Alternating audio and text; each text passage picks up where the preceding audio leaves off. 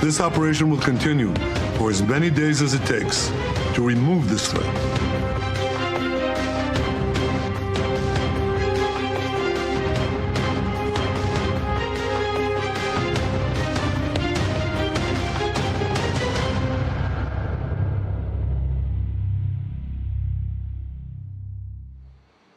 Pemirsa, serangan Israel ke Iran pada Jumat pagi 13 Juni 2025 dikabarkan telah menewaskan sejumlah petinggi militer serta para ilmuwan nuklir Iran. Beberapa warga di area permukiman di Tehran juga menjadi korban serangan mematikan Israel ke ibu kota negara itu. Iran membalas serangan Israel dengan meluncurkan sekitar 100 drone ke wilayah Israel. Eskalasi tampaknya akan terus meningkat seturut saling ancam serangan balasan antara Perdana Menteri Benjamin Netanyahu dan pemimpin tertinggi Iran Ayatollah Ali Khamenei pasca serangan-serangan itu. Kami ajak Anda mendiskusikan perkembangan terkini di Timur Tengah bersama pengamat yang juga jurnalis spesialis Timur Tengah, Faisal Assegaf. Selamat sore Bang Faisal, apa kabar? Baik, alhamdulillah Mas Doni, sehat. Ini masih di Jakarta kan? Jakarta. Saya pikir sudah sampai di Tehran ini. Belum? Ya, kalau panjang perangnya ya pengen ke sana sih. Iya, Anda salah. Orang biasanya menjauh dari konflik, Anda mendekat ya ke pusaran perang ya. Pengalaman yang mahal. Betul. Prediksi Anda, Pak Faisal, ini konflik Iran-Israel akan berkepanjangan atau hanya sekedar dalam tanda petik gertak sambal saja? Kalau dibilang gertak sambal, ini tentu bukan gertak sambal. Karena apa yang dilakukan oleh Israel hari ini, itu kan sekitar jam 3 dini hari, itu sebuah pukulan telak bagi, dalam konteks Iran, ini pukulan telak. Karena yang tewas adalah Panglima Angkatan Bersenjata, Jenderal Muhammad Bagheri, kemudian yang tewas lagi adalah Komandan Garda Revolusi Islam Iran, itu Jenderal Hussein Salami, kemudian juga yang tewas adalah Komandan Khatamul Anbiya, Ya. itu lupa tadi namanya, ada terus sama sedikitnya 6 ilmuwan nuklir Iran, termasuk mantan kepala Badan Tenaga Atom Iran Fareidun Abbasi. Ini dalam konteks Iran tentu ini adalah sebuah penghinaan karena mereka bisa sistem pertahanan udara Iran tidak bekerja saat itu, dan intelijen Israel bisa dengan tepat tahu di mana dalam posisi dini hari itu, tahu di mana orang-orang pentingnya Iran, di mana mereka tidur atau dimanapun mereka berada, kediamannya. Ini kan kediamannya. Bahkan juga penasihat keamanan nasional Iran, ya sekaligus tangan kanan pemimpin tertinggi Iran Ali Khamenei, namanya Ali Samkhani, itu luka kritis. Ini kan serangan itu adalah di utara Teheran yang merupakan wilayah elit. Ini banyak jenderal-jenderal, terus para politisi petinggi Iran tinggal. Itu saya 3 kali ke Iran. Nah, di kawasan utara ini adalah kawasan tempat tinggalnya para petinggi Iran. Nah, ini kan sebuah pukulan telak. Karena ya itu tadi, Panglima Angkatan Bersenjata, Komandan Garda Revolusi, Komandan Satuan Darurat, itu Khatamul Anbiya, itu tewas, terus ilmuwan nuklir. Dalam konteks yang lebih besar, Iran juga sebelumnya sudah pernah punya pukulan telak, yaitu ketika tamu negara hadir, yaitu Ismail Haniyeh, pemimpin Hamas, itu tewas pada 30 Juli. Kemudian juga Sekretaris Jenderal Hizbullah Hasan Nasrallah. Hizbullah ini adalah milisi yang didukung dan juga dibantu pembentukannya oleh Iran, dan Iran sampai sekarang belum bisa membalas 2 pukulan telak itu. Nah, ini ada pukulan telak ketiga. Dalam konteks Israel ya sebaliknya, ini adalah kemenangan besar setelah berhasil menghabisi Nasrallah, menghabisi Ismail Haniyeh. Sekarang mereka bisa menghabisi langsung ke jantungnya, ke negara yang dianggap mendukung milisi-milisi bukan dianggap, memang mendukung milisi-milisi anti Zionis ya, Hizbullah. Kemudian juga sebelumnya juga Israel juga dapat berkah karena jatuhnya rezim Assad yang merupakan bagian dari poros anti-Zionis. Ya, saya nggak habis pikir nih Pak Faisal, pukulan telak berkali-kali dihajar oleh Israel. Kok ini dalam tanda petik apakah sebuah kecolongan, kebobolan, sementara kita tahu bahwa kekuatan Angkatan Bersenjata Iran itu juga nggak kaleng-kaleng begitu kan? Apa yang menyebabkan? Apakah karena memang Israel intelijennya semakin kuat dan presisinya semakin sempurna sehingga mampu menyasar elit Iran, atau Iran memang tengah dalam kondisi yang tidak solid-solid amat begitu? Ya, Mossad baru merilis video tentang pasukan komandonya yang ada di Iran yang meluncurkan pesawat nirawak bunuh diri yang menghancurkan sistem pertahanan udara Iran.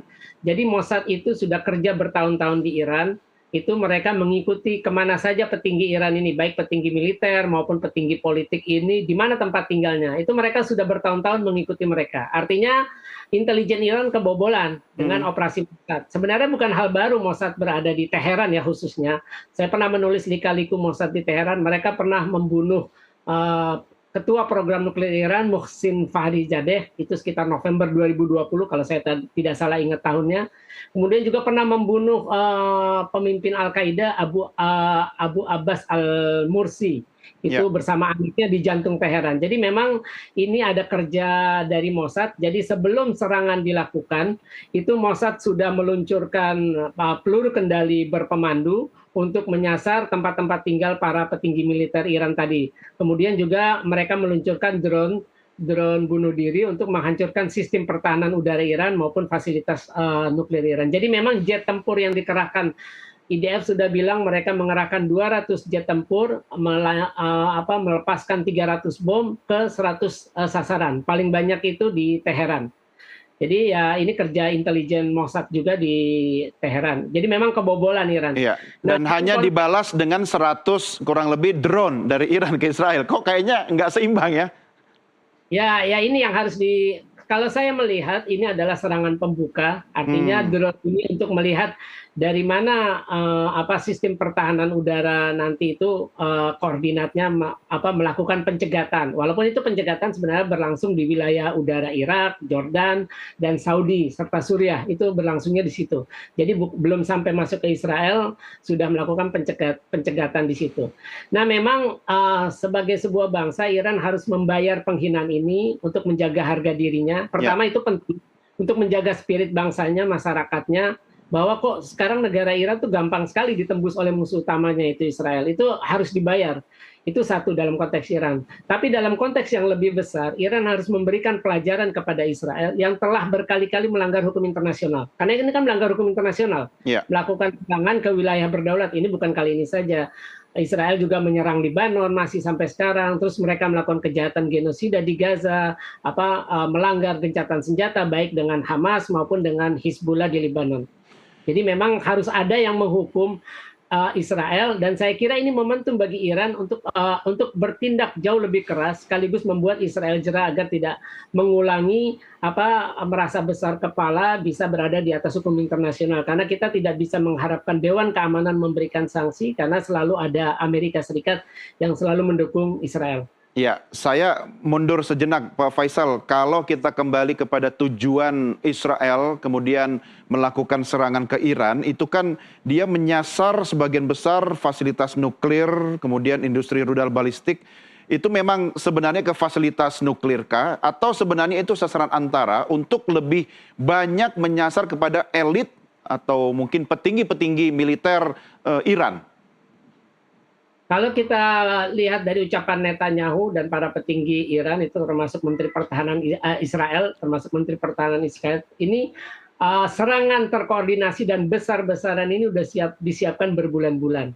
Mossad sudah bekerja dari dalam, mereka bikin pangkalan drone di Teheran, dekat markas militer di Teheran. Terus juga mereka menyusupkan senjata-senjata, peluru berpemandu untuk diangkut dengan mobil-mobil sebagai. Jadi sebelum jet tempur terbang dari Israel, mereka sudah melakukan sabotase sebelum maupun bertepatan dengan serangan itu datang. Nah, yang kedua adalah, maaf tadi pertanyaan apa? Iya, lebih ke menyasar fasilitas nuklirnya atau ke orang-orang atau elit militernya sebenarnya? Ya ini memang ya serangan terkoordinasi dipersiapkan berbulan-bulan. Pasti Netanyahu tidak ingin sekedar hanya menghancurkan para petingginya, tapi juga fasilitas nuklir. Itu reaktor yang diserang adalah reaktor Natanz di Provinsi Isfahan, kemudian juga reaktor di Tabriz, bahkan juga bandara di Tabriz, lalu pangkalan militer di Kermanshah. Jadi memang serangan terkoordinasi baik itu fasilitas militer maupun di para petinggi militer maupun politik Iran. Ya, Pak Faisal, Anda katakan ini terkoordinasi, terukur dan dilakukan berbulan-bulan sebelumnya. Bahkan sebenarnya kecolongannya Iran itu adalah terjadi di depan mata di halaman rumah Iran sendiri. Mereka atau Israel dalam hal ini sudah mencicil memasukkan perangkat atau peralatan untuk melakukan serangan begitu. Kok bisa? Saya masih nggak habis pikir gitu loh. Ya, inilah adalah bukti kerja intelijen Mossad. Jadi ini kan ada persaingan intelijen. Kita tahu sekitar hari Minggu itu Iran mengumumkan mereka berhasil memperoleh lewat operasi intelijen dokumen rahasia program nuklir Israel maupun fasilitas nuklir Israel. Nah, perintah serangan itu sendiri datang dari Perdana Menteri Netanyahu setelah mempertimbangkan dengan Menteri Pertahanan maupun Panglima Angkatan Bersenjata hari Senin. Artinya sehari setelah pengumuman. Kemudian kita tahu kemarin sehari sebelum pengumuman Amerika tiba-tiba mengevakuasi keluarga pekerja yang tidak penting dari kedutaan baik di Irak maupun dari beberapa fasilitas militernya. Artinya Amerika memang sudah diberitahu dan itu diakui sendiri oleh Israel bahwa mereka sempat memberitahu Amerika. Jadi memang ini sebuah kecolongan, ini sebuah penghinaan, dan kalau Iran memang ingin mengembalikan harga dirinya, dia harus membalas dengan lebih keras. Jadi bukan hanya setimpal, karena ini memang sudah memalukan buat negara sebesar Iran, bisa dihantam langsung ke petinggi militer, Panglima Angkatan Bersenjata maupun Garda Revolusi, Komandan Garda Revolusi. Ya, apakah secara mental kemudian Iran terpukul sehingga memerlukan waktu recovery untuk bangkit lebih lama, atau seperti apa analisa Anda? Kalau mungkin secara militer maupun di kalangan elit mereka tentu kaget, tidak menyangka, karena kan berita yang beredar kemarin paling cepat itu di NBC News atau mana media Israel, itu paling cepat Israel akan menyerang Iran paling cepat hari Minggu. Kan itu sudah beredar. Malah ada yang dihitung beberapa hari. Nah, ternyata mereka menyerang hari ini.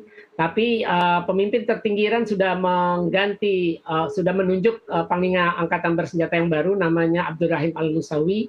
Kemudian juga menunjuk Komandan Garda Revolusi, yaitu Muhammad Pakpur. Jadi Ali Khamenei sudah menyiapkan pengganti agar itu tidak mengganggu istilahnya spirit maupun bagaimana persiapan untuk serangan balasan. Ini yang kita tunggu. Ya, baik. Pak Faisal Assegaf, kita rehat sejenak, kita lanjutkan diskusi kita di segmen berikutnya. Saatnya sekarang juga sudah masuk waktu maghrib untuk Jakarta dan sekitarnya. Pemirsa, kami segera kembali sesaat lagi.